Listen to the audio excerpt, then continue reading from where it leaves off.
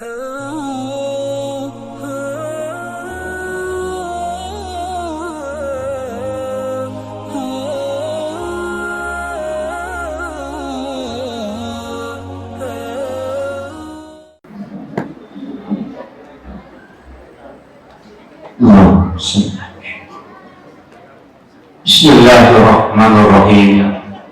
Assalamualaikum warahmatullahi wabarakatuh.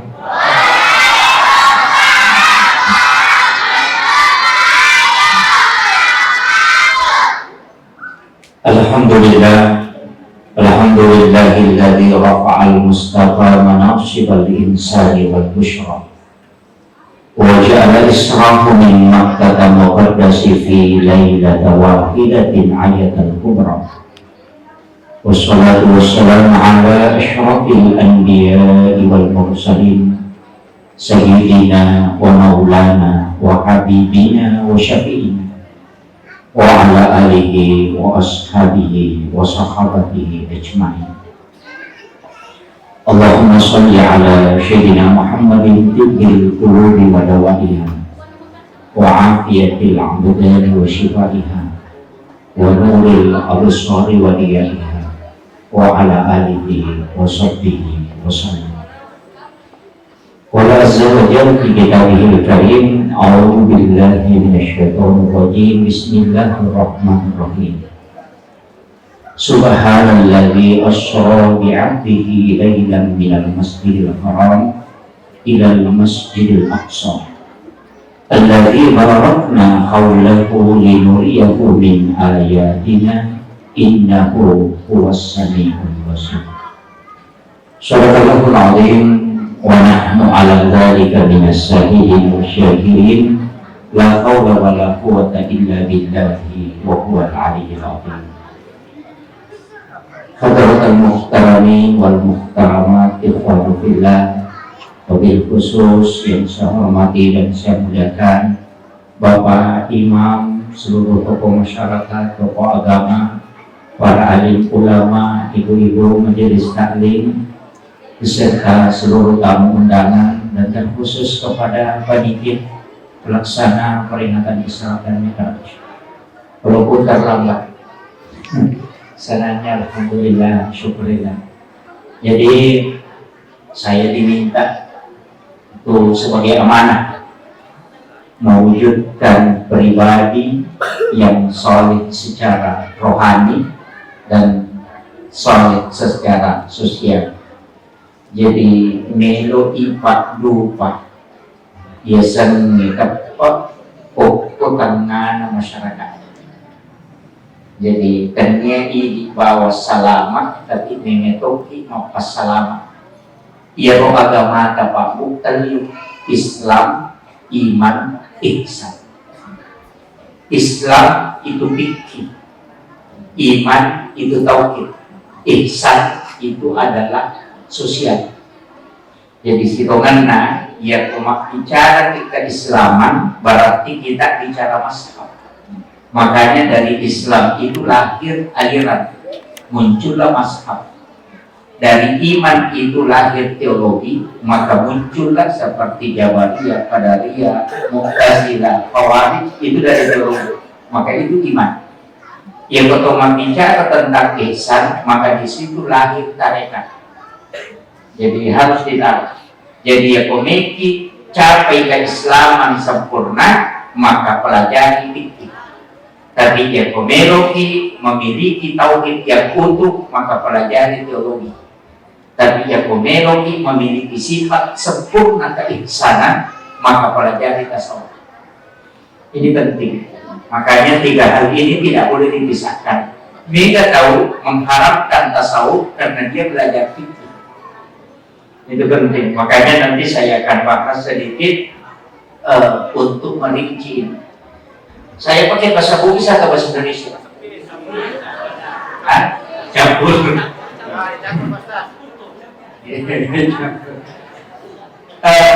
Pertama, Isra dan Mi'raj.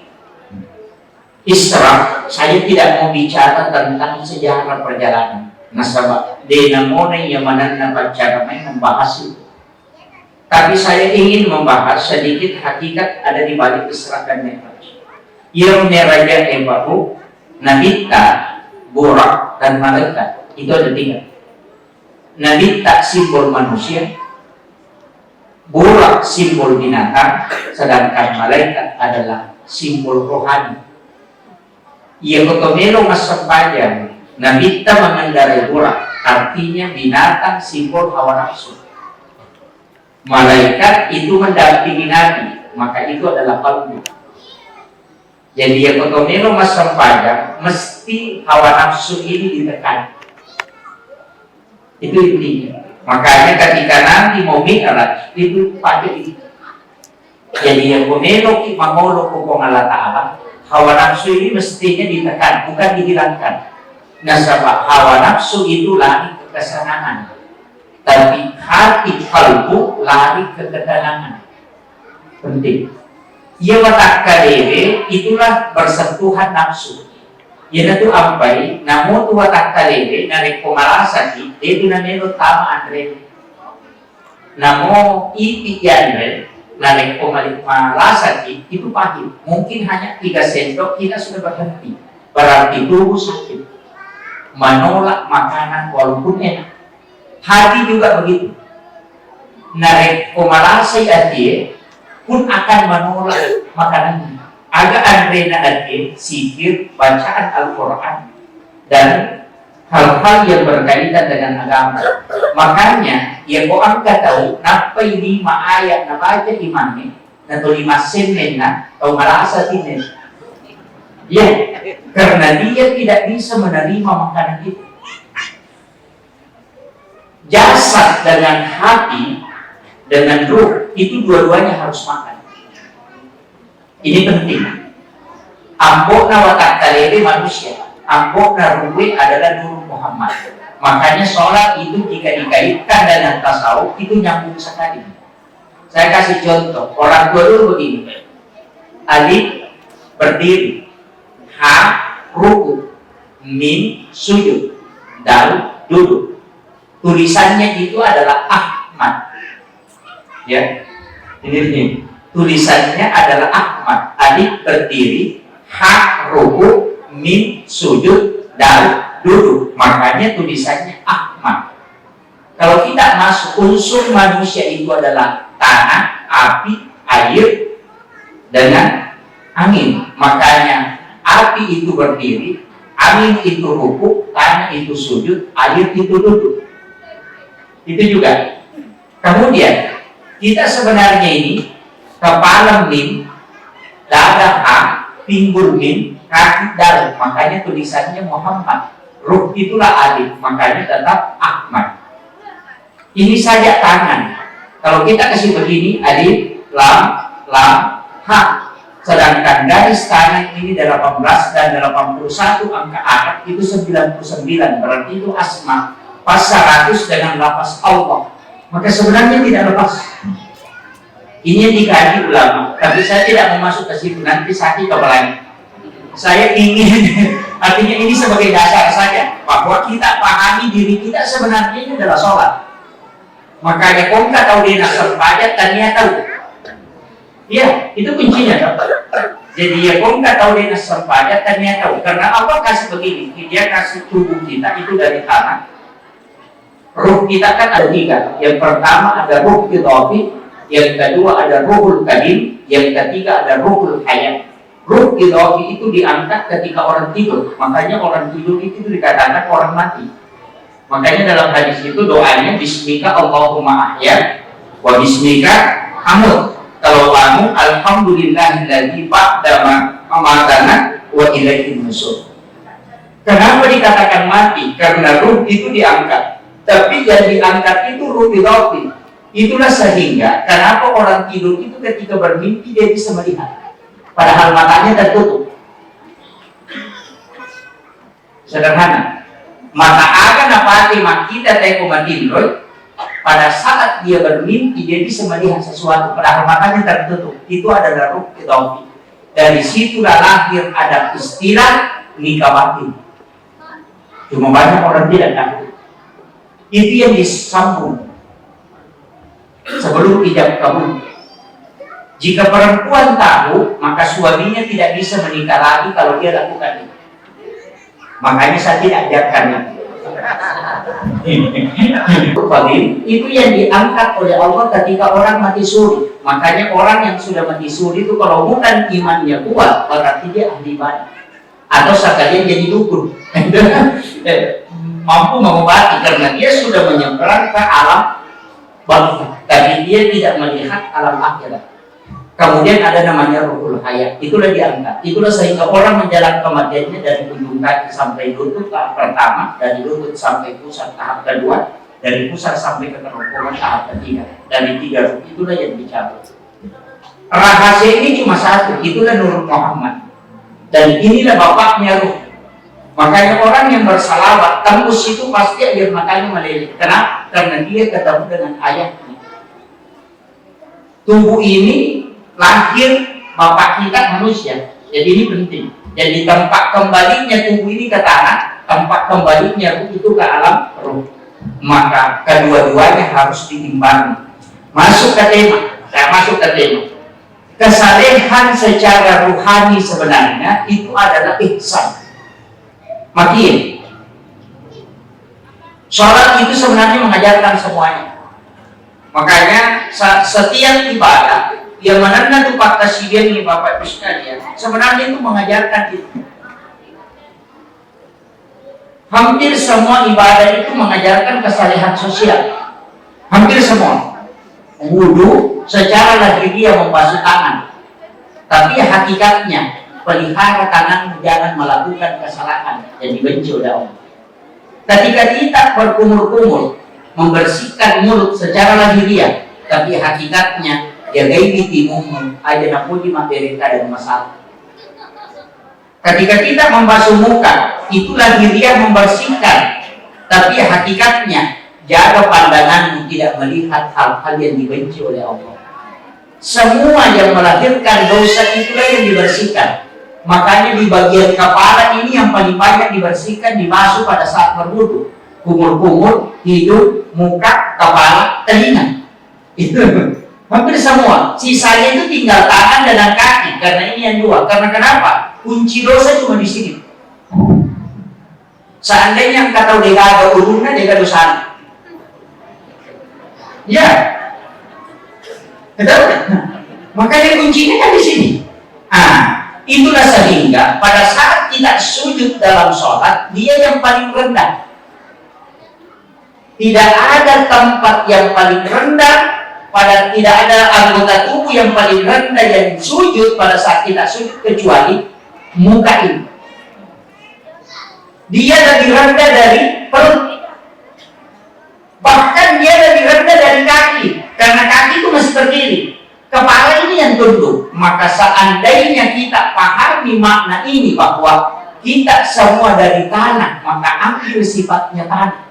Ada sifatnya tanah. Ya kongka ada mate, kalau memang pasti kata kauna. Tapi ya kota tubuh di negate dimasukkan ke air tidak hilang, karena angin pun tidak hilang. Sifatnya tanah, nasuk hujan atau ini kunci. Kemudian yang kedua, dari tanah semua tanaman itu tumbuh.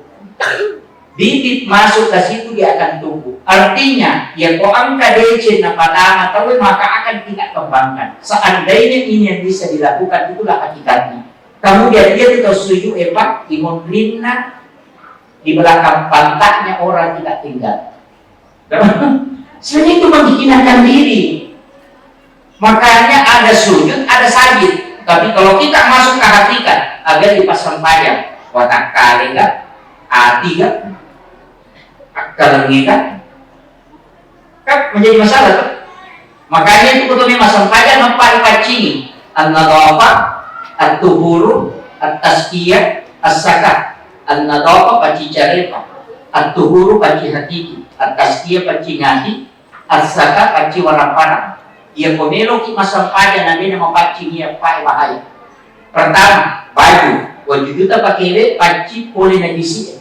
Kodena ada najisina sudah bisa dipakai. Tapi syarat yang kedua bersih secara hakiki. Makanya kita dalam hadis sahih, siapa yang memberi pakaian dengan harga 10 dirham, 9 dirham uang halal, 1 dirham uang haram, kemudian dia pakai sholat, maka sholatnya tidak diterima. Halal bersih secara lahiriah, tapi prosesnya menjadi haram sehingga sholat bukan hanya mengatakan tidak sah, hanya mengatakan tidak diterima. Maka dia wajibnya kalau kita pakai masang pajak tanpa resatoman, maka dia wajibku memang betul-betul halal sumbernya, itulah dipakai sholat. Karena siapa tahu kita sudah sholat dengan baik berulang kali, tapi Allah tidak menerima sholat kita. Yaitu apa yang kau jual nasi dan kata itu makanya dipakai. Kecuali cari mandiri aja kata. Pakai masuk pajak, itu jadi masalah. Kecuali harus cari kurang menimendek menimanja dicari tanpa mak pagi, tidak masalah. Karena dia bukan sogokan, tapi dia neno mendek tanpa mak dere berarti itu jadi masalah. Itu penting saya ingatkan supaya kita hati-hati. Karena orang-orang kaya itu mestinya membagi sarung, bagikan kepada jamaah supaya bisa dia pakai sholat. Tidak usah juga yang terlalu bagus. Jadi dia maka dong ini orang bisa, atau kita bisa bikin amplop, tulis amplop mohon diberikan 1 setel pakaian sholat untuk dipakai sholat. Itu paling bagus. Jadi makanya supaya orang itu bisa aman. Ini pakaian. Nah supaya itu haramnya Pak dua. Mungkin yasam haram di gairiha, ada haram di zatiha. Dia haram di gairiha itu sebenarnya prosesnya. Dia haram di zatiha bendanya. Anjing, darah, babi, bangkai itu haram di zatiha bendanya. Tapi ada yasam di gairiha prosesnya. Manuk halal, tapi aku manuk kembali bulan. Jadi masalah tuh. Ini prosesnya. Jadi hati-hati. Dan makanan haram itu ketika masuk ke dalam perut itu 40 hari baru habis. Makanya Nabi mengatakan man akal haram lantuk baru sholat awal duaan bagina yauman maninya. Nah ini kita andre hara cicang 40 sunnah 40 wadina itolak padongan nalutosan badan. Ini yang perlu kita hati-hati. Ini saya agak sedikit masuk ke yang paling berat supaya jangan yang selalu ringan-ringan. Ini baru pakaian. Yang kedua angka yasa kaci hakiki. Makanya an-nadhafah itu sampah. Jadi kita tuh hadis an-nadhafah itu minal iman, kebersihan sebagian dari iman. Yang dimasuk di situ sampah lahiriah yang kelihatan. Yang kedua ada at-tuhuru satrul iman. Itu beda, bukan nadhafah. Tapi dia pakai istilah at-tuhuru. Taharah itu adalah hakikat. Makanya wudu itu masuk at-tuhuru, bukan an-nadhafah. Jadi itu ampai ulama sufi itu tidak melihat wudu itu kebersihan lahiriah. Makanya angka istilah jene taluka. Pernah dengar sampai jatuh petu jene taluka. Ini yang banyak salah kaprah. Saya harus luruskan. Makanya nasanya jene taluka sebenarnya itu karena wudu itu hakikat. Karena orang yang ada najis di tangannya ketika mau berwudu mesti dia bersihkan dulu baru berwudu. Orang yang buang angin itu batal wudu, tapi yang cium bau kentut tidak batal.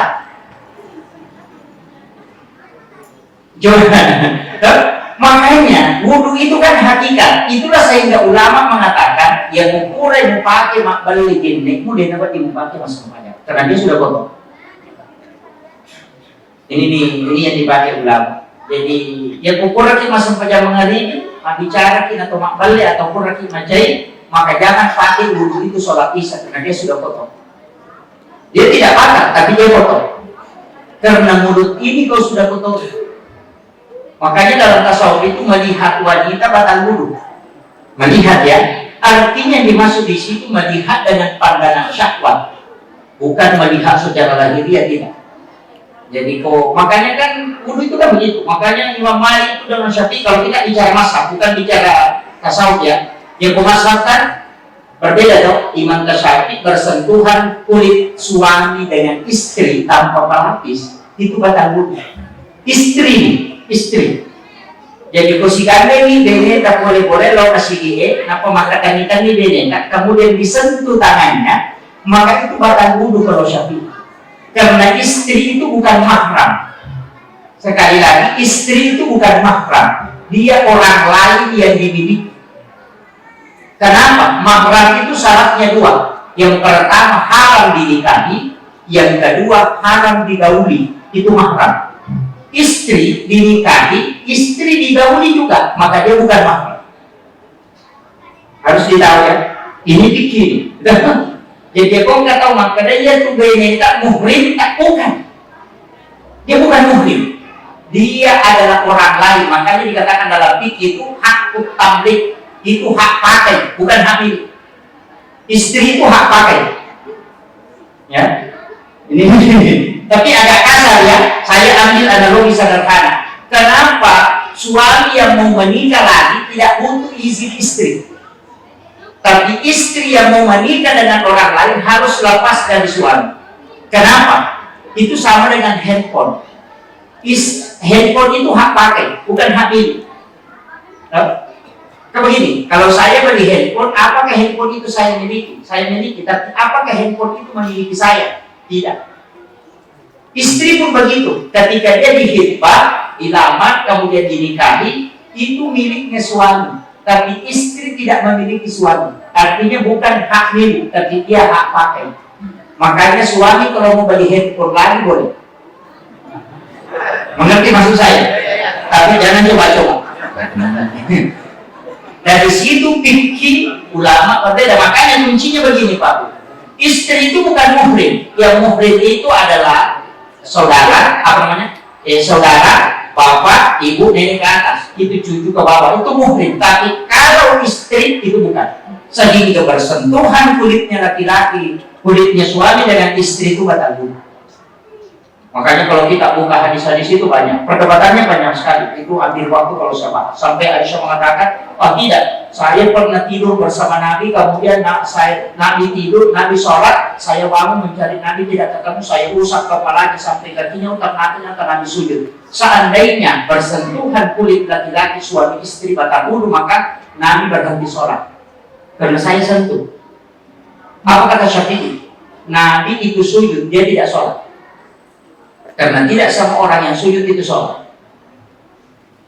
Coba, itu kuatnya itu Syafi'i itu pendapatnya. Makanya kalau saya tergantunglah. Imam Malik mengatakan bersentuhan tidak masalah, yang penting tidak ada syahwat. Abu Hanifah mengatakan, Ahmad bin Hanbal mengatakan yang penting tidak sengaja. Kalau sengaja dia batal. Kalau tidak sengaja tidak masalah. Kemudian Abu Hanifah mengatakan nanti itu yang satu masuk baru batal. Makanya makanya fikih ini kan berbeda. Kenapa dia berbeda? Itu karena istimbat manhajnya yang berbeda. Makanya banyak orang menyalahkan kita kembali ke Al-Quran dan Sunnah. Kok kembali ke mana? Kembali ke Al-Quran katanya dan Sunnah. Itu perkataan yang bohong. Kenapa? Kalau kau kembali ke Al-Quran, apakah kembali ke terjemahan atau mushaf? Kalau kau mengatakan kembali ke Sunnah, apa kembali ke Sahih Bukhari atau Sunan Abu Dawud? Coba. Tidak ada yang dijelaskan ulama tanpa dalil. Kalau dia mengatakan kembali ke Sunnah, itu perkataan orang yang tidak tahu Sunnah. Saya sampaikan ini. Harus hati-hati. Banyak sekarang yang terlihat itu kembali ke Al-Quran dan hadis. Padahal kita dari dulu di Al-Quran dan hadis. Cuma dia yang lari kemana-mana. Ini jadi masalah. Saya kasih contoh. Kalau mau tahu kuncinya. Sederhana sekali. Imam Syafi'i mengatakan orang yang menyentuh kemaluan tanpa pelapis setelah berwudu batal wudu. Imam Malik mengatakan menyentuh kemaluan tanpa pelapis itu tergantung keadaan. Abu Hanifah mengatakan siapa yang menyentuh. Ini penting. Kenapa? Ada hadis Nabi, seorang Arab Badui dari gunung turun ketemu dengan Nabi langsung bertanya, ya Rasulullah, kalau saya sudah berwudu kemudian menyentuh kemaluan tanpa pelapis kemudian saya mau sholat, apakah saya harus berwudu kembali? Nabi mengatakan tidak usah, karena yang kau sentuh itu sama dengan anggota tubuh yang lain. Makanya tidak batal. 28 hari kemudian ada 3 pemuda mendatangi Nabi di serambi masjid. Kemudian dia bertanya, ya Rasulullah, kalau saya sudah berwudu kemudian menyentuh kemaluan tanpa pelapis, kemudian saya mau bersolat, apakah saya harus berwudu kembali? Nabi mengatakan berwudulah kalian semua. 2 hadis pertanyaan sama tapi jawaban berbeda. Disinilah muncul 3 kaidah. Ada pakai metode tarjih yang dipakai Muhammadiyah. Ada yang pakai metode nasi mansuk, mana yang dulu kalau undang-undang namanya di amandemen. Ada yang pakai metode al-jam'u, kedua-duanya dipakai. Nah, di sini bergelut hukum. Imam Tasyafi mengatakan orang tua dari guru bertanya sendiri, angka kekurangan atau matoi, patah kalupan mata-mata. Maka kami nanti tabatan, maka dari sehingga dia tidak pakai hadisnya karena menganggap lemah. Dan ini hadis ahad. Tapi tidak orang pemuda yang datang bertanya kepada Nabi, ingatannya kuat dan tidak mungkin 3 orang ini salah pendengarannya, maka inilah yang dipakai. Sehingga tadi yang dipakai Syafi'i, dia menggunakan batal. Imam Malik beda. Imam Malik mengatakan ini hadis. Coba lihat, orang tua yang bertanya, Nabi mengatakan batal, tidak batal. Pemuda yang bertanya, Nabi mengatakan batal. Dua-duanya hadis ini berlaku. Dia ketau-matok karena kemaluan ada yang menegakkan karena tidak ada syahwat, sedangkan anak muda batal karena pasti ada syahwat. Ini kunci. Makanya beda. Kemudian Ahmad bin Hanbali berbeda. Dia mengatakan hadis pertama dihapuskan oleh hadis kedua menghapuskan hadis pertama. Itulah nasi mansuk. Nah, inilah sehingga kadang 2 hadis 3 pendapat. Jadi dia pun tahu dia nabi berbeda, itu malah sauduna itu. Ini kuncinya. Makanya dalam sholat ini penting kita pahami perbedaan pendapat itu pasti banyak. Tapi harus kita kaidahnya supaya dia itu maka pasar. Yang penting 4 ulama ini silakan. Makanya Muhammadiyah itu hanya mengambil pendapat yang paling kuat. Satu itu yang ditarik pendamnya kan itu yang dijadikan pedoman. Sehingga dikatakan menjadi tarji. Hasil tarji itu menjadi pedoman pokok mulai pusat sampai daerah. Kalau NU itu mengambil 4 ini Syafi'i, Maliki, Hanafi, Ahmad bin Hanbali, silakan pakai salah satunya. Mana yang kau mau pakai? Yang penting tidak pakai semua. Allah. Nah itu yang jadi masalah. Makanya itulah sehingga kadang-kadang ini orang tidak paham sehingga mudah menyalahkan. Kemudian saya bertanya sedikit. Ia Isra Mi'raj baru ajak kama makanati oleh menimam Mi'raj Nabi tanam kesampaian itu tidak. Karena ini yang sering disampaikan penceramah. Saya tolak. Kenapa? Buka sejarah Isra Mi'raj. Nabi 4 kali singgah sholat pada saat Isra. Jadi berapa Nabi Madinah singgah sholat 2 rakaat. Baitul Lahmi, Bethlehem, sehingga sholat 2 rakaat. Bukit Tursina, sehingga sholat 2 rakaat. Di Masjidil Aqsa, itu sholat, kemudian seluruh Nabi dan Rasul itu jadi makmum. Berarti angka memang nasampaian na zaman Nabi ke sebelum Mi'raj. Ini harus ditahu. Buka Al-Quran. Nabi Zakaria sholat, Maryam sholat, Nabi Musa sholat, Nabi Isa itu sholat. Padahal Nabi kan terakhir. Jadi sininya Nabi itu angka mana sampaiannya. Dan Rasul pun ada sholatnya. Cuma boleh menimam Mi'raj nampak ada perintah sholat untuk umat. Nah, ini harus ditahu. Jadi dia tuh boleh dan Nabi tak boleh Mi'raj untuk ini. Oleh dan Nabi tak. Dia tuh sampai kalau di Makkah tahu tak payah kita nanti ada boleh. Ya kalau wisong pateko ke boleh Malaysia ada boleh di Lok. Boleh maka cari star. Itu yang selalu ditanyakan. Makanya Nabi dari Mi'raj perjalanan paling jauh yang ditanyakan ada nakuler. Padahal Nabi itu dipanggil min ayatina linuriyahu min ayatina untuk memperlihatkan tanda-tanda kebesaran Allah. Idanya sampai yang yuliran ditanya cuma angka di hadiah ini. Tapi inilah hadiah yang selalu menjadi pembicaraan. Maka memang tidak Pak. Maka dia tuh maka ada nabi ko kumero maka ibadah na ko maka pakasibiyang ni maka papin hindi ka hindi mo ada na boleh angka cilla angka sujada gitu itu kan ya. Nabi pun meninggal. Kita kan pun begitu. Ada na boleh naginta. Inilah soal. Saya sedikit mengambil kembali ke ayat. Fataqabbala rabbuka bikabulin hasanin wa ambataha nabatan hasanan wa kaffalaha Zakaria kullama dakhala 'alaiha Zakaria al-mihrab wajada indaha rizqan qala ya Maryam anna laki hadha qalat huwa min indillah inna Allaha yarzuqu man yasha'u bighairi hisab Hunalika da'a Zakaria rabbah qala rabbi hab li min ladunka dzurriyyatan thayyibatan innaka sami'ud du'a. Fanadatul malaikatu wa qa'imun yusalli fil mihrab amma Allah yubassiruka bi Yahya musaddiqan bi kalimatin wa sayyidan wa hasura wa nabiyyan minas shalihin. Ini di depan. Itu kuncinya. Masjid itu harus punya mihrab. Masjid itu harus punya mihrab. Mihrab ini yang di depan. Dan mihrab itu Pak, itu 2 lapis. Makanya saya minta ke panitia beli amla ukuran 2 meter kali 1,5 untuk lapisan sajadah imam. Jadi kasih 2 lapis. Kalau tidak 2 lapis, keramik tempat imam itu harus beda warnanya. Makanya masjid besar dulu itu warna keramiknya tempat sajadah imam warnanya beda.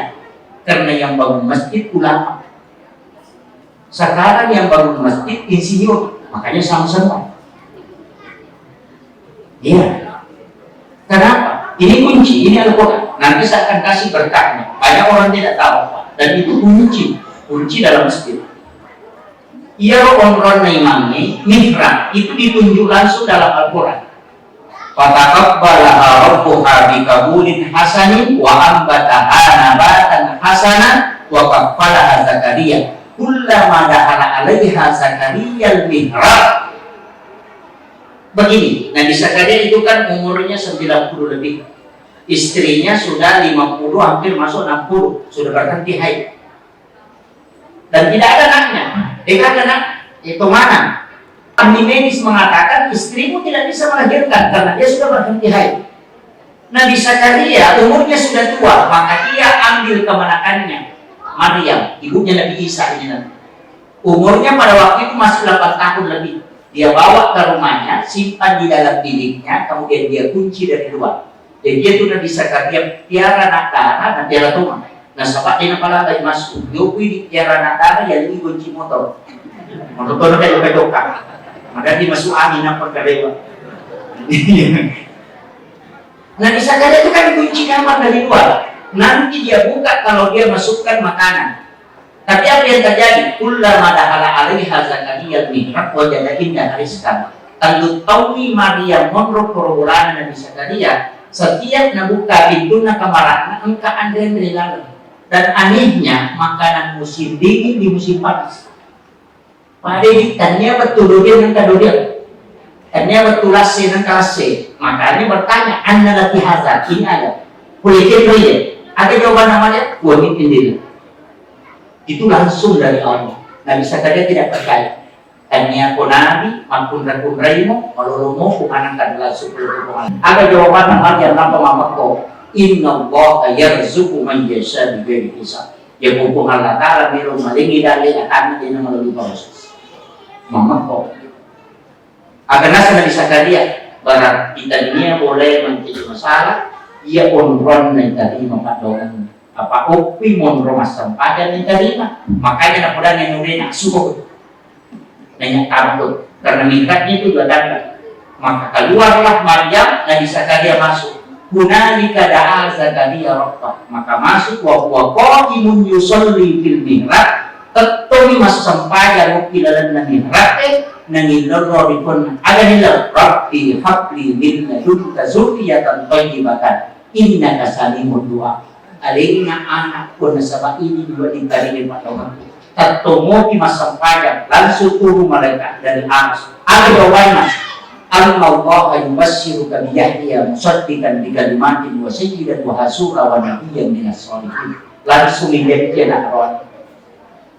Ia tidak dinapahannya kan. Guru tak kayak Jabir Rahman Amudal, kung kasantri na nirorewa na niya ka natampar. Maka ini tak rewo ko, tapi juga ada di ku, maka itu pertama ko kilala kamarani. Di bantal kecil itu tempatnya sholat, ada sajadahnya di belakang, dan di situ anak-anak mengambil uang dan tidak pernah habis. Itulah yarzuqu min indillah. Ini kata dia paham. Ia dah simakna ulama. Namun ini Pak, kumaki uki uko kamarat kami ada guru kan, dan ada Maryam. Yang kedua yoko boleh ukurannya 2 meter kali 1 meter atau 1,5 kali 1 meter. Tadi sudah ada 2 lapis. Nah, patungkul mas sampaya mata utungkul masih kiri mana tidak pak korok milodok itu tembus. Karena itulah jalur yang Allah akan turunkan rezeki secara langsung. Yang biasa rezeki laduni. Min ladunna rizqa. Tapi ya ini masal banyak kalau dia bukan dengan lama ini lalu kalau televisi lalu kamera baru kita kamera lalu sudah bedakan dari kata lalu sudah rusbang. Tidak ada yang jelas. Ini jadi masalah. Dega ke onroy kalau kau boleh merong sifat bicara pun atau lepor, maka Allah pun akan menurunkan malaikat ke sini. Kamu nih hirakat dibuat, kamu kepulauan nih hirak. Nanti dia celoki mangeraja. Masuk lewat ki kepulauan sampai mangkara kinro onro diwat dari undi masa bayang. Kemudian itu tutup, tidak boleh kelihatan dari luar. Mesti dikasih apakah triples atau kasih kain supaya tidak tembus ke dalam. Di dalam di kamar dan tidak ditempati berjamaah, hanya sholat sendiri. Kalau sholat itu boleh berjamaah, kalau mihrab tidak boleh. Makanya Kiai Haji Maimun Subair itu menutup kamar pribadinya karena di situ mihrabnya. Anaknya pun tidak boleh masuk. Ini yang tempat istimewa seorang hamba ketemu dengan Tuhannya di mihrab. Makanya lewat itu maki buah. Rogi ada sih kalau kaki buah. Saya punya guru itu ada 9 guru tasawuf dan itu semua punya. Dan uniknya semua pakai kain kapan. Jadi kain kapan itu lapisan bawah. Dia sudah pesan. Kalau saya wafat pakai ini sebagai kain kapan pun nanti. Maka kain kapan itu tidak akan termakan oleh tanah dan tidak jadi pakai. Itu hakikat. Ini makanya kita harus punya itu, Pak. Kenapa doa kita selama ini tidak mustajab? Karena tidak ada tempat khusus untuk ketemu dengan Allah. Ini penting. Imam, saya kembali di masjid. Imam tempatnya itu katakan mihrab. Di samping mihrab rumahnya. Makanya saya tahu Pak Imam ini luar biasa. Saya cuma ingin memberitahu. Kita belajar tasawuf Pak 5 tahun tidak dikasih ilmu ini. Saya mempelajari tasawuf Imam itu di Aceh, di Diran, itu Semburu Kaseno hampir 2 tahun. Zaman dalami itu hampir 2 tahun.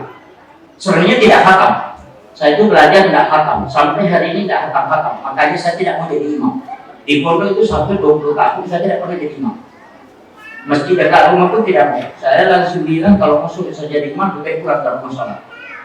Kenapa? Saya tidak berani. Ada 27 pertanyaan untuk imam itu. Tapi saya tidak mau bahas karena dia akan maju. Saya tidak bahas itu. Yang saya ingin bahas ada 4 kuncinya seorang imam. Cukup ini juga makan karena ini yang ringan. Yang pertama yaitu imamnya tidak boleh lewat pintu ini. Imam itu jangan lewat di pintu makmum, harus dia lewat di samping masuk ke sini. Jalur khusus itu. Ya kumkan imam itu na ya rumola ini kasaka bacaan. Tidak akan. Kemudian hafalannya terjaga. Itu kuncinya. Yang kedua, dia dapat masuk pada sunnah imam pilar masjid. Tidak boleh. Kecuali sholat sunnah berjamaah. Jadi imam itu boleh boleh langsung kamu masuk pada sunnah. Kurang di kamar yang pertama. Sesudah doa bersama kembali masuk sholat sunnah di situ. Tanpa tahu mina pandangan dia mati jadi imam itu boleh nasi runtuh nanti. Itu kunci. Itu dalam tasawuf. Kemudian yang ketiga. Kontrolnya imam yang menjadi imam itu tidak boleh orang bicara di situ. Sajadah imam itu tidak boleh sembarang orang duduk dan tidak boleh sembarang yang menyentuhnya. Makanya pertemuan itu tidak boleh berdiri di situ karena itu tempat sakral. Makanya di Saudi itu dijaga, di Madinah itu dijaga, tidak boleh orang ke situ. Ini penting. Kenapa? Karena tempatnya imam itu adalah tempat komunikasi dengan Tuhan. Tapi mega imam kontara, mah HP ukuran nama jadi imam IP.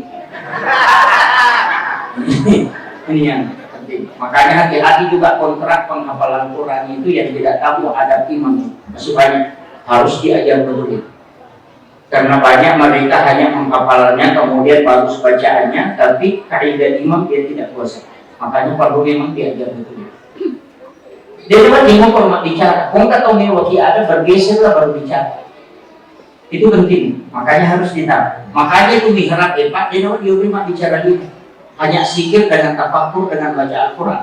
Ya kau nggak tahu mewaki ada keluar dari situ baru bicara. Makanya guru tengkong kata mulai kata kali itu nama kau. Kemudian dia keluar, dia tidak bicara di dalam. Itu kuncinya. Itu lebih berat. Tapi ya kau nggak tahu kampus. Di mana kau bicara hanya ketemu dengan Allah, ketemu dengan Rasulullah, tapi kalau kau hanya bicara dari dua tempat itu, pada dua ini, maka kapan kau meminta, kau akan dikasih. Ini kunci. Ya komelo kita di Pak Romo, itu kuncinya. Itu sebenarnya rahasia ulama. 5 tahun Imam Guru Tasawuf tidak dikasih. Maka beruntung kita malam ini, apalagi di masa pandemi ini kan masih mengadakan kegiatan. Alhamdulillah, saya tadi pakai masker atau prepari jaga ketat. Sidrat itu longgar karena kita sudah rapat kemarin di Majelis Ulama dengan pemerintah daerah, itu putuskan bahwa akan buka Ramadan.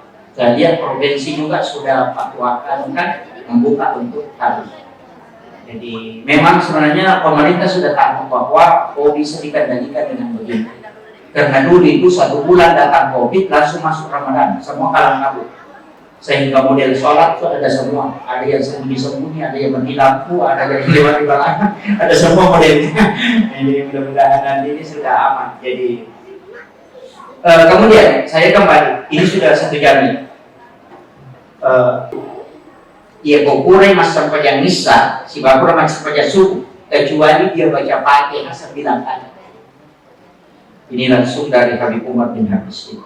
Yang pertama, Fatihah lo pernah kita. Ila qadratin Nabi Mustafa sallallahu alaihi sayyidina Muhammadin al-Fatihah. Yang kedua, ila jami'il anbiya'i wal mursalin wasyuhada'i wassalihin wal malaikatil muqarrabin al-Fatihah. Kemudian kepada ibu bapak. Kemudian kepada guru Al-Qur'annya. Kemudian 4 ulama wali kutub, Syekh Abdul Qadir Jilani, Syekh Ahmad Ar-Rifai, Syekh Ibrahim Ad-Dasuki, Syekh Ahmad Al-Badani. Inilah paku bumi dan tidak mati sampai sekarang. Meninggal secara jasad, tapi dia masih ada. Maka ini paku bumi, kirimkan Fatihah. Itu bertawassul namanya. Kemudian setelah itu kirimkan Fatihah muslim dan muslimat, mukmin dan mukminat, al-ahya'i minhum wal amwat. Kemudian seluruh wali yang ada di langit, yang ada di tanah, dan yang ada di laut. Karena wali yang ada di laut itu namanya Rijalul Maq. Di sini dekat laut. Makanya kau kebatasi, ingat namanya ini. Rijalul Maq itu Habib Abdullah Al-Idrus. Bisa jasanya. Yang kau kebatasi, tahu namanya. Habib Abdullah Al-Idrus itu wali air. Yang kolawi lo kita yang mau kebatasi akan datang ini. Karena dia memang tinggal di air. Dari situlah banyak dulu pelaut diselamatkan di laut oleh wali. Karena dia menyebut namanya. Makanya dipakai itu. Ya kau campur dikit, di sisa tadi dilakukan. Maka dari ini kagak di laut belum bintang dan itu kagak dibawa cukup aja. Ya kudus, akhirnya kudus paman. Namun isu kita lebih kita berikan itu kita mati itu menjadi dia. Tapi dia juga yang boleh tahu kesabaran. Itu doang. Makanya itu dipakai para ulama. Tapi itu sebenarnya wali yang ada di air. Makanya sininya tuh ditakdirnya opolino di paroman itu kasih kami nama lu. Dari situlah orang kadang mengambil. Kalau dia kenal dengan ini. Itu makanya itu yang di air. Makanya namanya Rijalul Maq. Kemudian ukuran yang tak kirinya di Fatihah, ruh yang ada di Lauhul Mahfuz. Ngapa tak kirinya Fatihah ke kampung? Istilahnya terpacarnya di bagi untuk kirimkan Fatihah. Apa kita lodok? Aja tali isa na kampung yang pun dari kota pasang. Ia memang yang pas dongas so melo nama kita bisa. Maka dan kaya memang. Nah itu, makanya Imam dulu itu tahu maka daun tanah kampung kumelo mati karena dia memang bilang. Dia nari taruh-taruh ng pangalata ko rin na pasak bibig tawuran na taruh. Yan ito na kada wali ko kauta. Makanya kan siratu imam pak dali ko ngaji imam. Dan ini hakikat. Itu. Tapi insya Allah kalau kita jalankan itu di sirat itu Pak ada satu imam itu temu sampai istrinya itu beberapa kali menangis. Masih lagi, sebab mandi kadang dia simpan kunci mobil itu di dekat pintu. Kalau dia kasih tahu makanan ketika diminta motor mati itu anak. Padahal itu masih hidup. Kenapa? Karena itu sudah melapor malam. Jadi ada orang memang ibu Pak diberikan khususnya, dan itu imam yang dikasih. Jadi kami mengampang itu jam-jam imam di mana itu paling berat. Jadi ada tahu nanti ada protes kalau buku ini. Nggak tahu nabi kedua yang baca itu. Jadi makanya betul kan rokok. Ini kan jadi masalah. Ini. Saya itu paling senang jadi makmum. Ya enak sekali jadi makmum karena tidak ada yang dipikirkan. Iya. Kalau imam itu susah. Melodi ngerarakaan, melodi ngerabaca, melodi itu susah sekali. Tapi yang mengamuk enak, santai-santai saja. Kalau sholatnya tidak terlalu bagus, imam yang diperiksa dulu.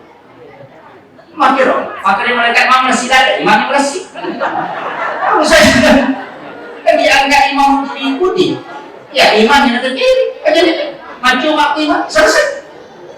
Tapi dari imam bersih, dia komentar apa cak jamaah. Makanya imam juga itu ada perbedaannya. Makanya dalam fikih itu Pak, pasti begitu. Saya itu di majelis ulama di Sidra itu setiap 2 kali 1 bulan itu berdebat. Karena kita memang punya program namanya Rihla Pencerahan Umat. Ada namanya Rihla Dakwah. Jadi semua ulama di Sidra itu dikumpul. Ada dari Al-Irsyad, ada dari Muhammadiyah, ada dari Wahdah, dari Salafi, kemudian dari NU, dari kumpul semua. Kita kurang lebih 40 orang datang ke satu masjid. Kemudian disuruh orang bertanya. Pokoknya bertanya memang. Nanti gantian naik menjawab. Saya itu sejak 2 kali 1 bulan itu berdebat. Saya ini kemarin berdebat itu sampai hampir jam 9. Jamaah itu ketawa-ketawa. Karena kenapa? Kita mau selama ini kan tidak ketemu ustaznya. Ini yang menyalahkan. Ini datang bilang boleh. Ini datang bilang semuanya bisa. Kalau dikumpul begitu sudah. Kita lihat mana yang punya dalil, mana yang kau pakai. Masyarakat bilang, oh ada juga dalilnya begitu. Sudah tidak masalah tuh. Selama ini kan data ustaz ini mengatakan bid'ah, data yang satu sunnah. Mana yang dipakai ini? Kemarin kita sekarang boleh. Nah, makanya kumpul ustaz, datang ke masjid. Nah itu enak sekali karena biasa sampai jam 9:30 baru pulang. Jadi maghrib bisa ada sedikit pencerahan, baru silakan bertanya. Biasa sampai 10 pertanyaan. Kemarin itu yang bertanya. Bagaimana hukum sumbangan pemain judi di masjid? Maka ada kapaboto mas sumbang. Kalau sumbang kemarin itu haram, tidak boleh diterima. Kalau terima masuk neraka. Sudah turun, saya naik. Tidak haram, boleh diambil. Kenapa? Syafi'i, Maliki, Hanafi, Ahmad bin Hanbal mengatakan haram. Panitia masjid yang sudah tahu uang haram dia tidak boleh ambil. Kenapa? Karena dosanya 4. Yang pertama sekongkol dalam keharaman, yang kedua tidak menolak benda haram, yang ketiga memotong tempat suci, yang keempat membuat ibadahnya orang tidak berkah karena uang haram. Maka kau nanti yang bertanggung jawab. Jadi itu panitia masjid Pak, kapal nak lupa lima. Harus hati-hati. Tapi Syekh Yusuf Qaradawi, saya pakai kaidahnya Syekh Yusuf Qaradawi. Syekh Yusuf Qaradawi mengatakan terima walaupun kau tahu kau main judi. Karena kalau kau tidak terima itu bisa merusak sosial masyarakat. Kenapa? Nah pagi botol. Dia masuk bagi mulai tak dia ada botol orang ini. Kamu terima itu? Ya kalau dia mulai ya rodi, nak pakai masuk usaha, nak pakai minum, nak pakai mati lemak putih, nak pakai botol, apa yang dia dosa? Alam apa nih? Tapi pisahkan. Ayo ke sigara, oke ke rumah ada sumbangan apa botol? Ya.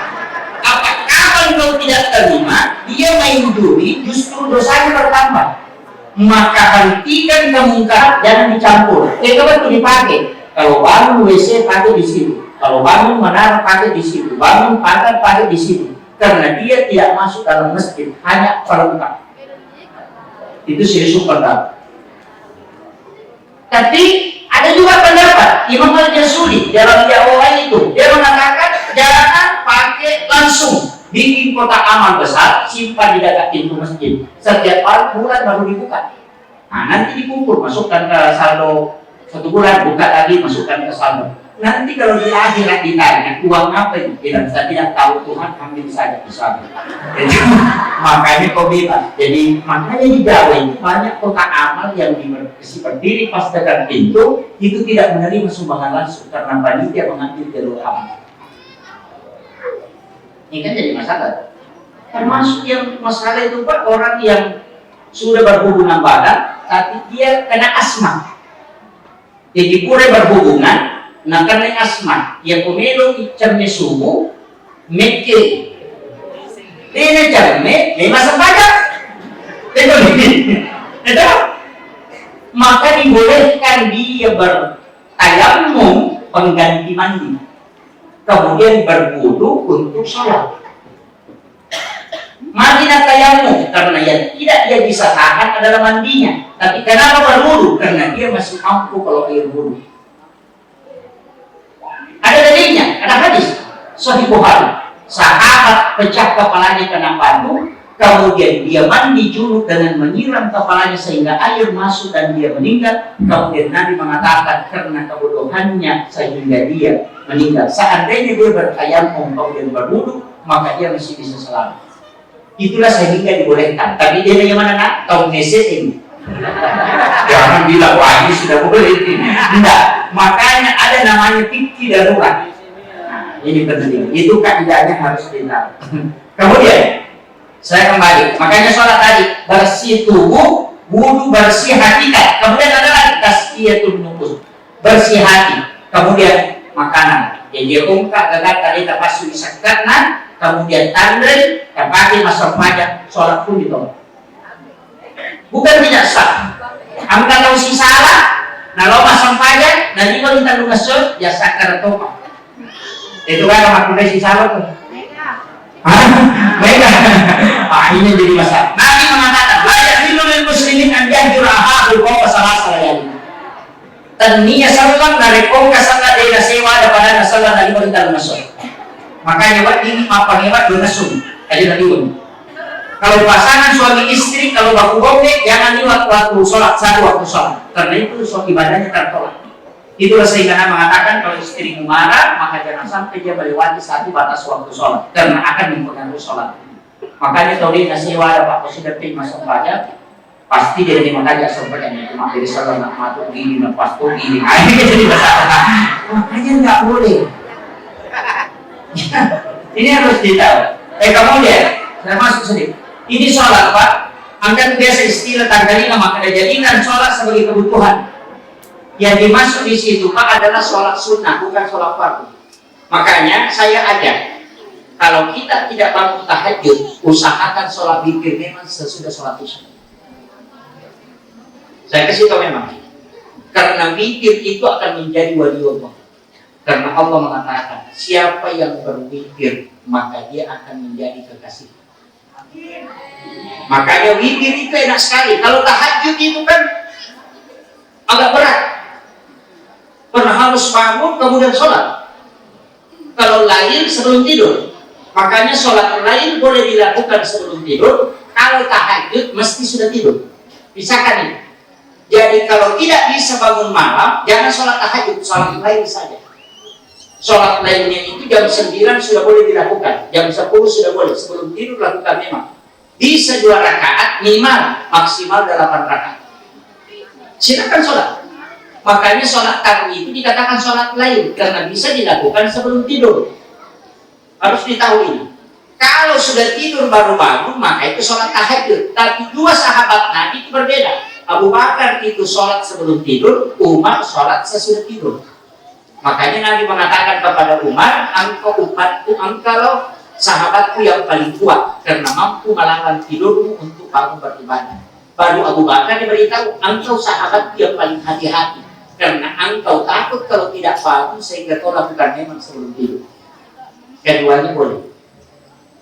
Ada yang bilang kalau tidak tidur tidak boleh. Ya, tapi sekarang tidur dulu. Witir, kalau kita berwitir sesudah sholat isya, bangun tahajud, jangan ulangi witir. Karena hadis Nabi, la witrani illa billail, tidak boleh 2 kali berwitir dalam satu malam. Makanya, ada yang mengatakan, Witir itu penutup Pak Ustaz. Memang Nabi mengatakan jadikan witirmu sebagai penutup, atau yang kedua hadisnya dari Ibnu Mas'ud, jadikan witir sebagai akhir dari sholatmu. Artinya bukan sholat sunnah, tapi sholat fardu. Itulah sehingga dilarang berwitir sesudah maghrib, nanti sudah isya. Makanya Abu Hurairah itu berwitir sesudah isya, bukan penutup semua sholat, hanya sholat fardu. Karena witir itu dilakukan di malam hari, makanya maghrib jangan berwitir sesudah maghrib, nanti sudah isya. Itulah maknanya jadikan sebagai akhir, bukan sholat sunnah. Ini harus ditahu. Makanya Abu Hurairah itu setiap selesai sholat isya, sholat sunat isya 4 rakaat, baru berwitir 3 rakaat. Ibnu Mas'ud berwitir 9 rakaat. Apakah dia sama witir 9 rakaat? Tidak ada. Nah, ini saya harus luruskan ini. 3 paling banyak. Ya kemana tidak langsung 3 atau 21? Oh 21. Kalau 21 rakaat 2 di depan itu apa niatnya? Usolli sholat sunnatil witir rakaat ini. Wah, malah saud itu mereka. Wakatnya masuk saja sunat ganjil 2 rakaat. Kenapa itu? Kalau tidak ada rakaat kan ada salamnya. Dan di mana-mana kalau sudah salam itu tertutup. Disinilah kita harus belajar ke guru. Apa niatnya itu yang 2 rakaat? Pak, bukan witir. Usolli sholatis sunnatil minal witri. Sudah tahu? Usolli sholatis sunnatil minal witri rakaatain. Saya sengaja sholat 2 rakaat bagian dari itu. Bukan witir, karena witir itu kan gini. Ini harus ditahu. Wah, ini bahaya ini. Makanya rakaat terakhir itu langsung usolli sholatis sunnatil witri rakaatan. Maka dia bisa makasara akadabani wakatnya masih kerja sunat 2 rakaat bagian witir karena Allah Allah. Selesai nih dong. Hari ini makna 2 rakaat bagian witir itu Allah. Ya boleh mau batisannya kerana 2 jolok pun Allah. Makhluk berhubungan itu dia bisa. Ya. Nanti yang satu itu makanya yang boleh kami dari kalau matindro bangun, kemudian orang sudah mengaji di masjid, melihat waktu maka minta masuk gue, lakukanlah 1 rakaat. Itulah makna hadis Nabi, janganlah engkau tidak berpikir walaupun 1 rakaat, karena waktunya sudah mepet. Aja lalu ditabikir. Makanya Abu Hanifah itu menganggap wajib itu witir. Kuncinya ada hikmah witir. Ya kau kata mau witir di dalam tidur, nanti kau tidur itu bukan tidur, itu pasti syarat. Karena jin tidak akan memasuki alam bawah sadarnya orang yang berwitir sebelum tidur, karena dia sudah diikat dalam rahmat Allah. Itu kunci. Makanya ulama itu mimpinya langsung dia tafsir. Nah sama mati ini itu nanti tidak rekotannya isyarat, karena dia berwitir sebelum tidur. Kalau tidak berwitir, niatkan witir itu diikat. Tapi koneki matindro kan ya aja neki dulu baru baca Bismika Allahumma ahya Bismika kamu baru baca Fatihah 4 kali, Al-Ikhlas 3 kali, Al-Falaq 3 kali, An-Nas 3 kali, Al-Ikhlas sampai Muflihun, ayat kursi tambah 2 ayat sesudahnya, Al-Hakumut Takasur 1 kali, Subhanallah 33, Alhamdulillah 33, Allahu Akbar 34, La ilaha illallah 100 kali, kemudian Inna 7 kali, kemudian Subhanallah Alhamdulillah. Kenapa?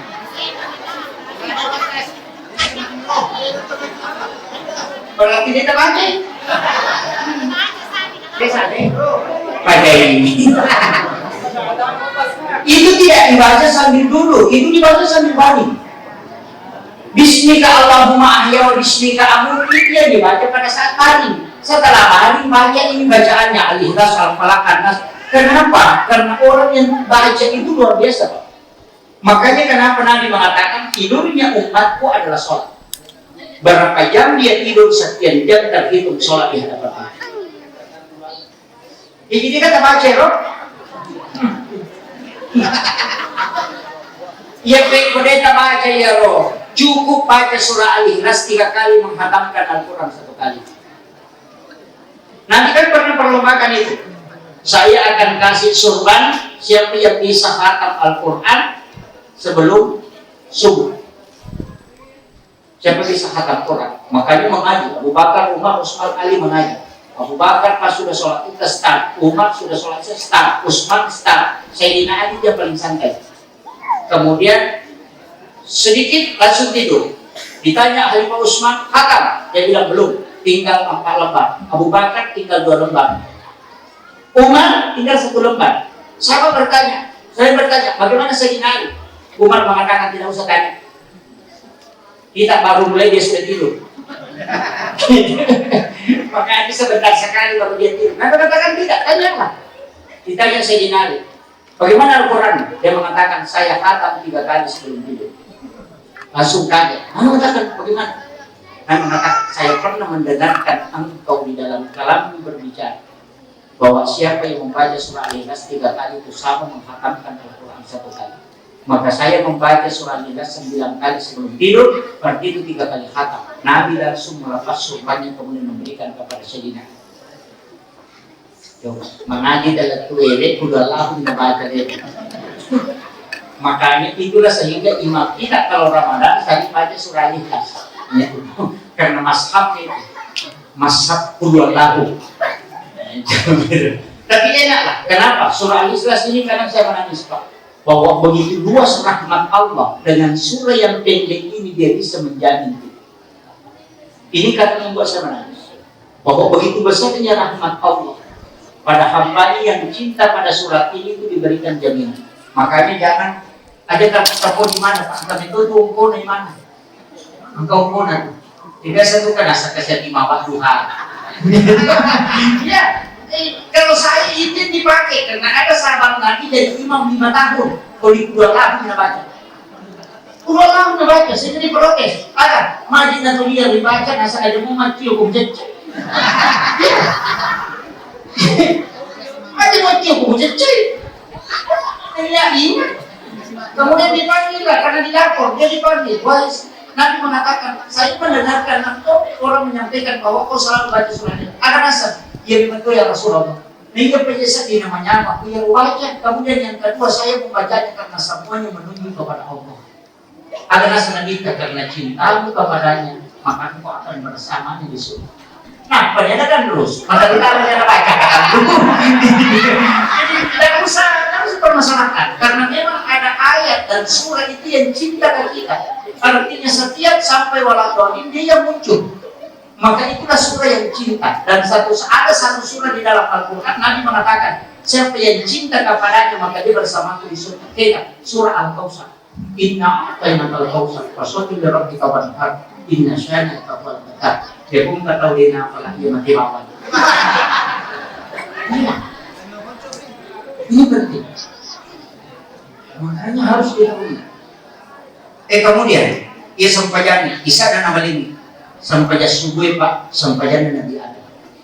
Makanya Nabi ketika Mi'raj itu langit pertama ketemu Nabi Adam, ke atas ketemu Nabi Musa, Nabi Ibrahim. Makanya Ibrahim itu yang di langit ke-7, Musa itu lagi ke-6. Ibrahim itu titip pesan, di surga itu ada tanah sangat subur, di bawahnya mengalir sungai, tapi tandus, tidak ada tanamannya. Maka menanamlah di surga. Ada tanah-tanah surga, subhanallah walhamdulillah wa la ilaha illallah wallahu akbar. Nabi menambah la haula wa la quwwata illa billah. Sehingga siapa yang membacanya ini maka dia sudah punya taman di surga yang luas. Yang kedua, Nabi Ibrahim titip salam. Jika umatmu melakukan ini Muhammad, saya titip salam kepadanya. Ketika dia menjawab salam itu, maka 1/2 dari ibadah di hadapan Allah akan menjadi miliknya dari kemudian. Jadi pemilu dulu nggak bonus, walaupun Nabi Ibrahim baca kama shollaita ala Ibrahim wala ala Ibrahim. Itulah sehingga dalam tahiyat itu ada salawat Ibrahim. Ini harus dibaca. Tapi namun dia dibaca itu satu. Kemudian Nabi Musa, ini Nabi Musa paling enak. Kenapa? Karena dia paling protes. Turun Nabi tanya, apa tadi masalah? Berapa 50? Kita kurang, banyak sekali. Nabi naik kurang 5, naik lagi kurang 5, naik lagi kurang 5, sampai tinggal 5. Dia mengatakan itu masih banyak, minta 2 saja. Nabi mengatakan tidak. Bayangkan Pak, seandainya bukan Nabi Musa, kita kasih. Mari, papa masih sedih menentukan kalau bisa dia apa. Angka 50. Dia lagi terima mata tutup. Apalagi yang 50 ya, makanya berat. Untung ada Nabi Musa. Bahkan Nabi Musa mengatakan umatku tidak mampu Muhammad. Tidak mampu. Kalau kau mampu, tapi umatku tidak.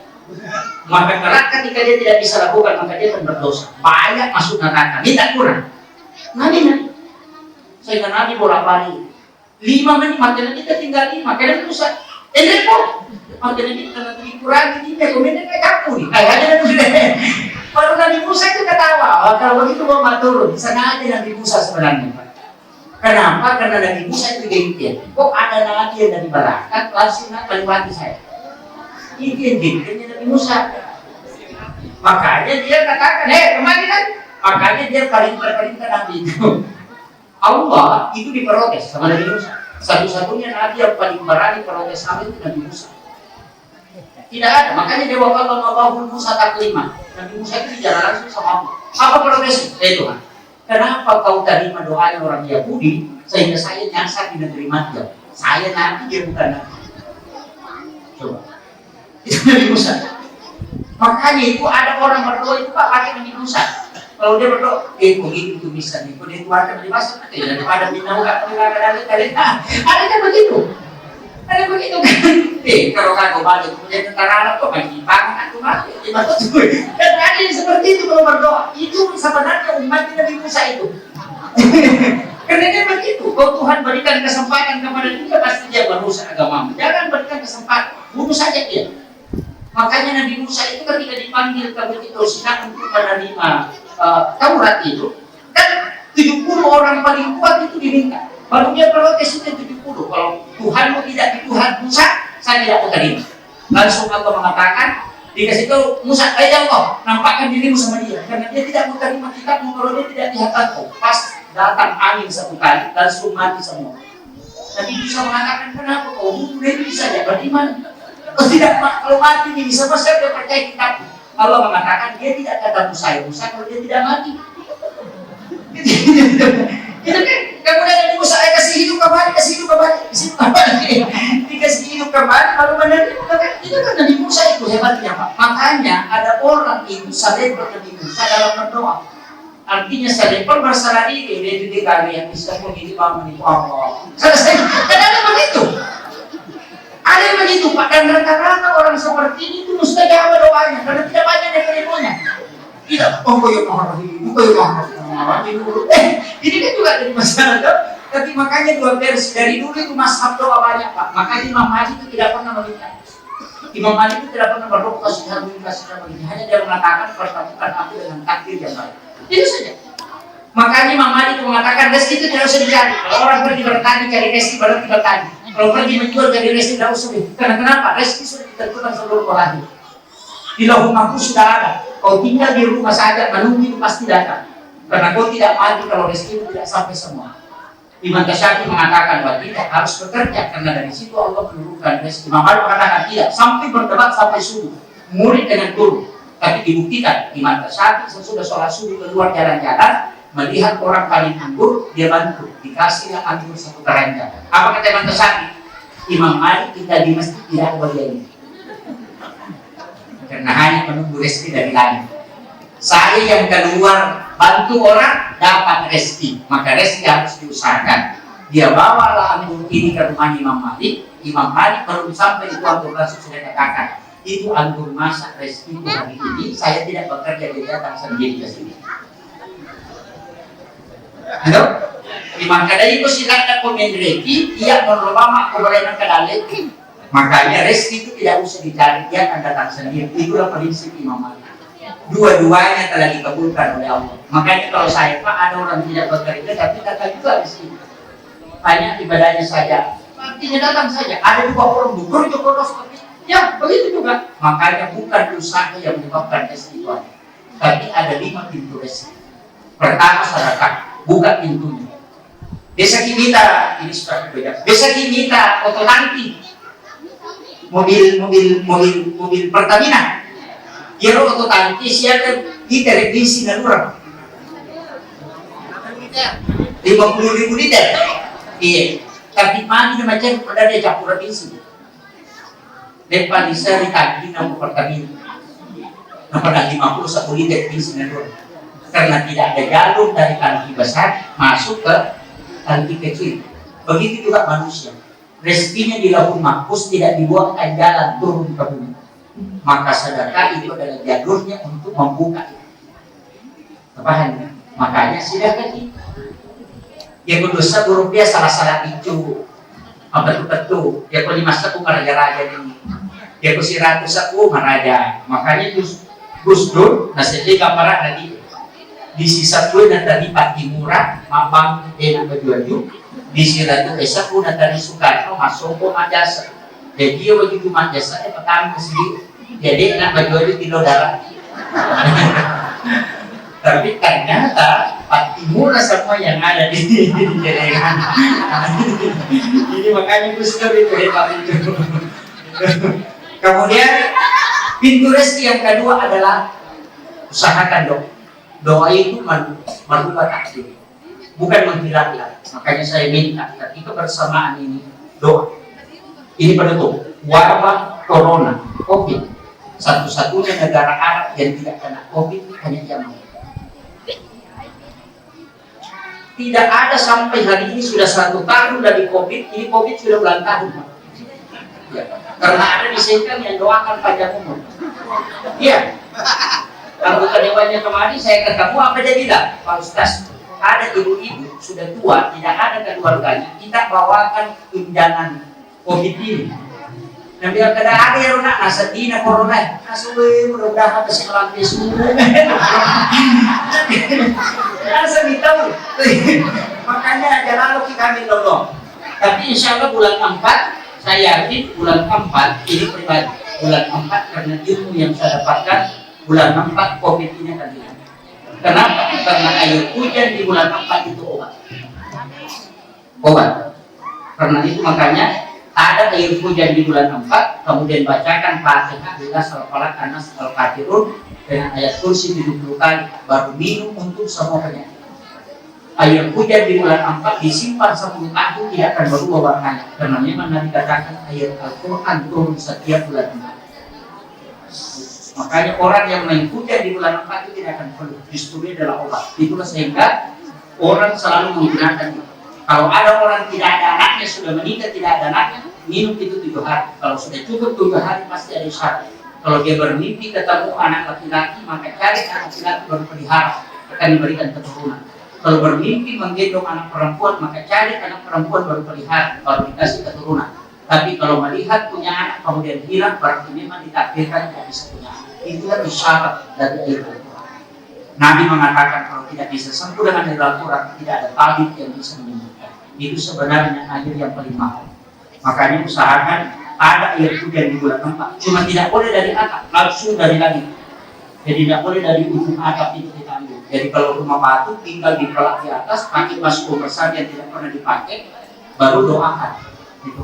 Jadi nanti diambil dia satu begini, ambil baru doakan sesudah sholat sunnah. Itu tadi dibaca. Makanya itu akan obat. Saya selalu simpan itu air seperti itu. Karena itu air obat. Kalau beli di Jawa namanya air IL. Itu 7 juta hanya sebanyak itu. Padahal itu air hujan. Dan itu lebih jernih dari aqua. Air hujan yang tidak berubah warnanya itu adalah air Al-Quran. Tapi ingat, kalau dia kuning berarti Fatihahnya salah. Kalau dia berminyak berarti Al-Ikhlasnya salah. Kalau ada kayak sampahnya di dalam berarti ayat kursinya yang salah. Itu bisa ditebak. Kalau kayak berminyak berarti itu An-Nasnya yang salah. Jadi makanya 70 itulah yang menembus kelak. Makanya inilah air yang paling utama. Saya kira ini yang sempat saya sampaikan. Tadi mengatakan sholat subuh gunakan untuk bermunajat. Kenapa Yaman tidak kena COVID? Karena ulama yang bermimpi ketemu Nabi dan diajarkan doa. Maka baca supaya tidak kena COVID. Baca. Apa itu? Ditanyakan kepada Rasulullah melalui mimpi itu, apa yang kalian baca supaya terhindar dari penyakit ini? Nabi mengajarkan baca surah Al-Fatihah 3 kali, Al-Ikhlas 3 kali, dan Hasbunallah wa ni'mal wakil 313 kali. Jangan dilanjut Hasbunallah wa ni'mal wakil, Ma'mullah wa ni'mal nasir. Cukup Hasbunallah wa ni'mal wakil. Inilah yang diajarkan waliullah sehingga Yaman satupun penduduknya tidak ada kena COVID sampai hari ini. Dan ini yang diamalkan. Seandainya kita mengamalkan ini dari dulu sudah hilang. Cuma kita tidak mengamalkan. Dan saya itu amalkan hanya pribadi. Ada hikmahnya. Kalau bisa cukup 450 tidak ada penyakit yang akan merusak tubuh. Tapi kalau tidak bisa lakukan cukup berpuasa setiap hari kelahiran, maka tidak ada penyakit yang akan merusak tubuh. Makanya Nabi puasa di Senin hari kelahiran. Karena itu kunci. Akhirul kalam, mari kita sejenak berdoa kepada Allah Subhanahu wa taala. Allahumma shalli wa sallim ala sayyidina Muhammadin wa ala ali sayyidina Muhammad. Allahumma anta rabbi la ilaha illa anta khalaqtani wa ana 'abduka wa ana abduka wa bika mastada'tu wa a'udzu bika min sharri ma sana'tu wa aqulu laka bi ni'matika 'alayya wa aqulu laka bi dhanbi faghfir li fa innahu la yaghfiru dhunuba illa anta. Allahumma anta rabbul jalali wal ikram. Rabbul arsyil azim, Rabbu khaliqatul syai', Rabbul mahfuz samad lam yalid wa lam yulad wa lam yakul lahu kufuwan ahad. Ya Allah, ya Azizun ya Ghafur, berkahi kami ya Allah, berkahi tempat ini ya Allah, jauhkan kami dari segala musibah dan bala ya Allah. Kepada semua orang yang telah berjasa di masjid ini ya Allah, berkahi kehidupannya ya Allah, selamatkan keluarganya ya Allah, rahmati ya Allah semua orang yang telah bersedekah di tempat ini ya Allah, jadikan dia sebagai hamba-hamba pilihan-Mu ya Allah. Semua orang yang mengurus rumah ini ya Allah, jadikan mereka orang yang sakinah mawaddah warahmah ya Allah. Semua orang yang hadir di tempat ini ya Allah, berikan kami berkah dan pertemukan kami kalau bersama syafaat Rasulullah Muhammad sallallahu alaihi wasallam. Kami hanya berkumpul untuk mencari keberkahan dan keridhaan di sisi-Mu ya Allah. Karena kecintaan kami kepada Rasulullah Muhammad sallallahu alaihi wasallam. Kami tahu kami banyak dosa dan khilaf ya Allah. Kami tahu kami banyak dosa dan khilaf ya Allah. Dan kami tahu ibadah kami tidak sempurna ya Allah. Kami tahu salat kami belum khusyuk ya Allah. Begitu banyak nikmat yang telah Engkau berikan kepada kami dan sejuta lipat dan dosa yang kami berikan kepada ya Allah. Tuntun kami ke jalan yang Engkau ridhoi ya Allah. Tuntun keluarga kami, anak-anak kami untuk cinta masuk ke dalam rumah-Mu ya Allah. Allahumma inna na'udzubika min ta'um, Allahumma inna na'udzubika min qurub, Allahumma dafa'na al-bala'a wal wabaa wal ghala wal fahsya wal munkar. Allahul ladzi la yadurru ma'a ismihi syai'un fil ardi wa la fis samaa'i wa huwas samii'ul 'aliim.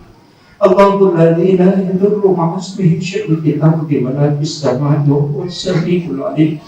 Allahul ladzi la yadurru ma'a ismihi syai'un fil ardi wa la fis samaa'i wa huwas samii'ul 'aliim. Kami takut dengan bala dan musibah ya Allah. Kami takut dengan bala dan musibah ya Allah. Tapi kami lebih takut kepada ya Allah. Jangan sampai makhluk ini menghalangi kami untuk beribadah kepada ya Allah. Kuatkan hati kami, keluarga kami, anak-anak kami, sahabat kami dan para ulama dan pemimpin kami untuk menjalankan ibadah kepada-Mu ya Allah. Rahmati kami ya Allah. Rabbana atina fid dunya hasanah wa fil akhirati hasanah wa qina azabannar. Wa sallallahu ala sayyidina Muhammadin walhamdulillahi rabbil alamin. Al-Fatihah. Iya dan amin amin ya rabbal alamin. Akhirul kalam wallahul muwaffiq ila aqwamit thariq. Nasru minallahi wa fathul qarib wa basyiril mu'minin. Assalamualaikum warahmatullahi wabarakatuh.